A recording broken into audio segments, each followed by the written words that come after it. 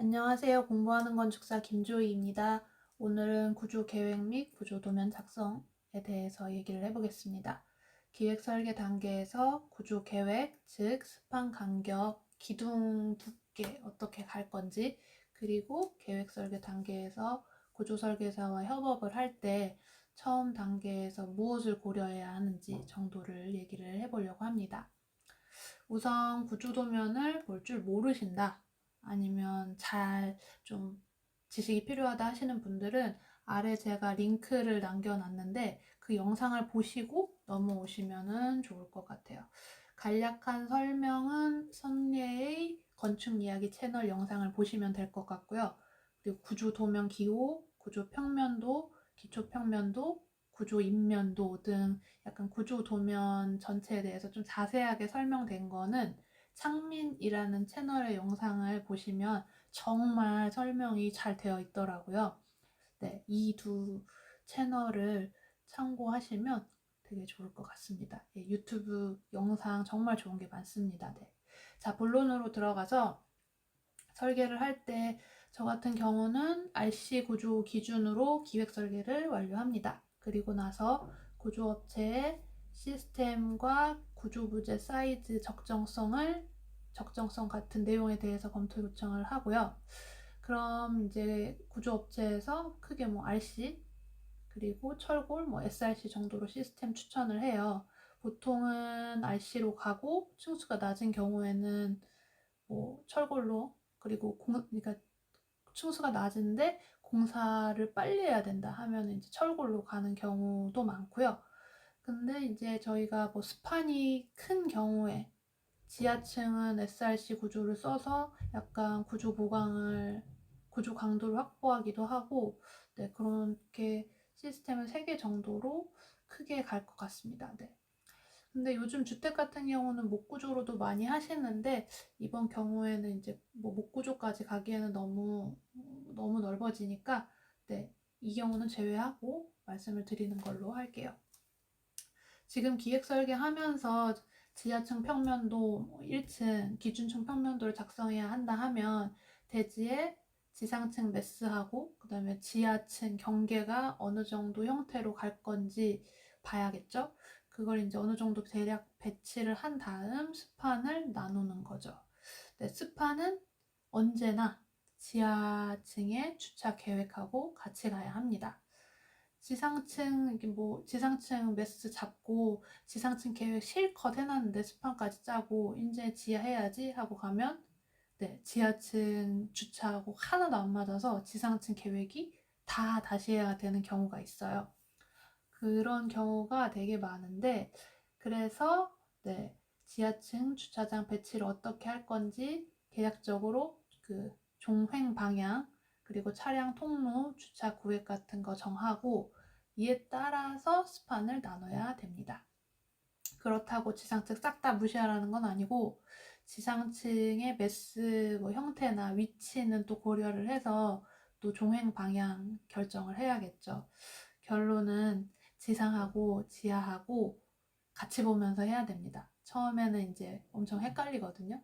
저 전연차 때는 지상층하고 지하층 갔다가 지상층 갔다 하면 이거 맞으면 요거 안 맞고 요거 맞으면 이거 안 맞고 막 이래서 엄청 시간이 오래 걸렸어요. 근데 이제 나중에는 이제 아예 그냥 지상층하고 지하층 같이 겹쳐놓고 막 보거든요. 그렇게 좀 초반에 하는 연습을 하셔야 될 거예요. 네, 여튼 차가 지하층 이제 스판 계획할 때 차가 2대, 3대, 4대 들어가느냐에 따라서 스판의 간격이 결정이 될 거고 달라질 거고, 우선 3대를 기준으로 한다 하면은 한 대가 이제 그 짧은 변이 2500이니까 2500에 3대, 그리고 기둥 600, 그리고 여유 양측에 100씩 준다고 하면은 한 스판에 8300이 나오겠네요. 네, 여유가 없다면 한 8100으로 해서 그냥 여유치는 상쇄하고 가야 될 거고요.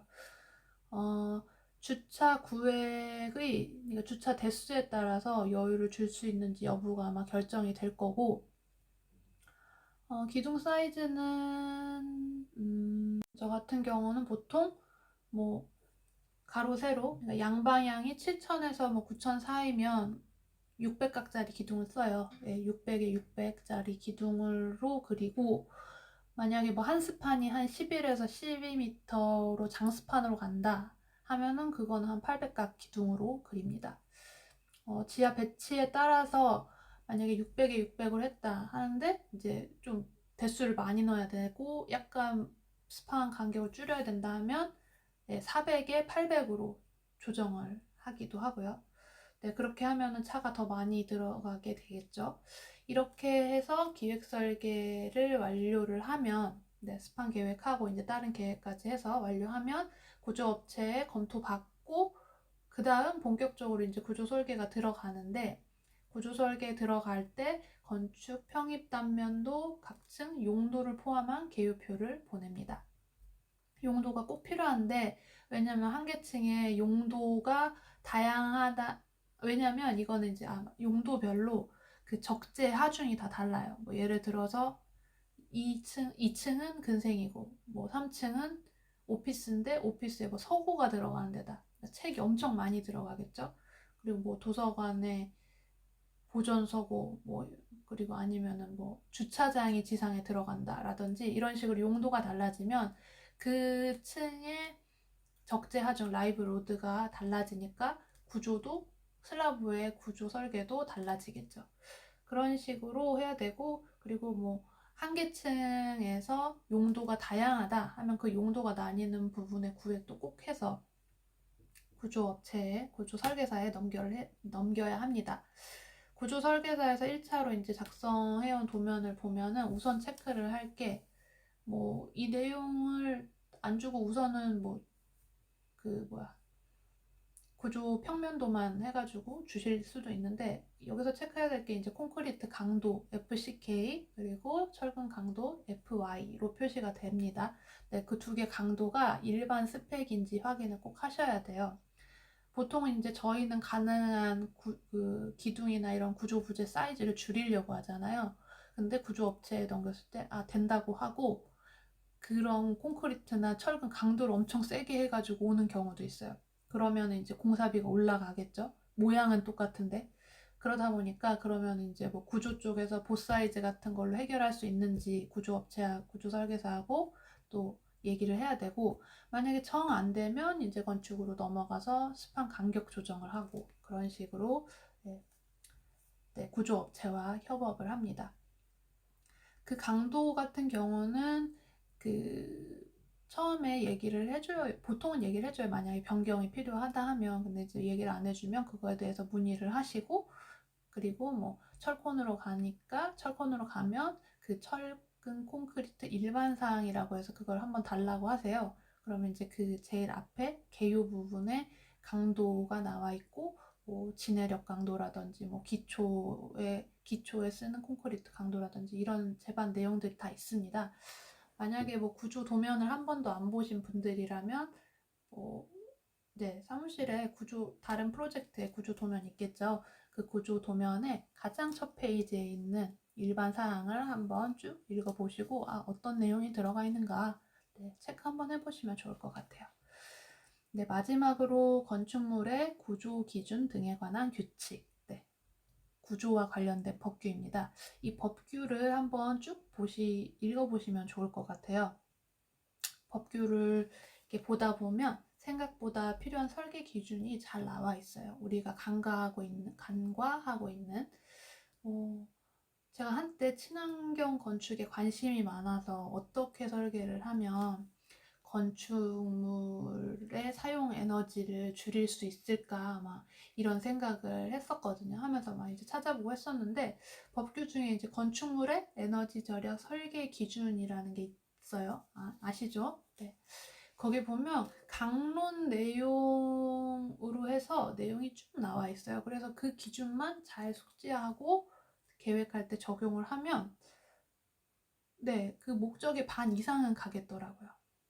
다시 돌아와서 구조 또한 이 법규를 잘 읽어보시고 적용을 하시면 안전한 건물 설계를 하실 수 있지 않을까. 물론 구조기술사의 협력이 필요합니다만 저희 선에 그리고 구조 설계사와 협업을 해야 하는 건축물 설계 시에는 6층 이상 건축물 설계 시에는 인허가 접수할 때 구조기술사 달인이 된 구조안전 및 내진 설계 확인서를 제출해야 합니다. 보통 그냥 구조안전 확인서라고 하는데요. 이제 인허가 챙기면서 세운터 이제 올려라 아마 하실 수도 있고, 그렇게 되면은 요 구조안전 확인서가 있는지, 이제 전체 구조 도면하고 구조 계산서, 구조안전 확인서 이렇게 3개가 세트가 됩니다. 그렇게 해서 제출을 해야 하고요. 요 내용도 구조 기준 법규에 나와 있어요. 한번 읽어보시면 좋을 것 같습니다. 네, 오늘은 여기까지 하겠습니다.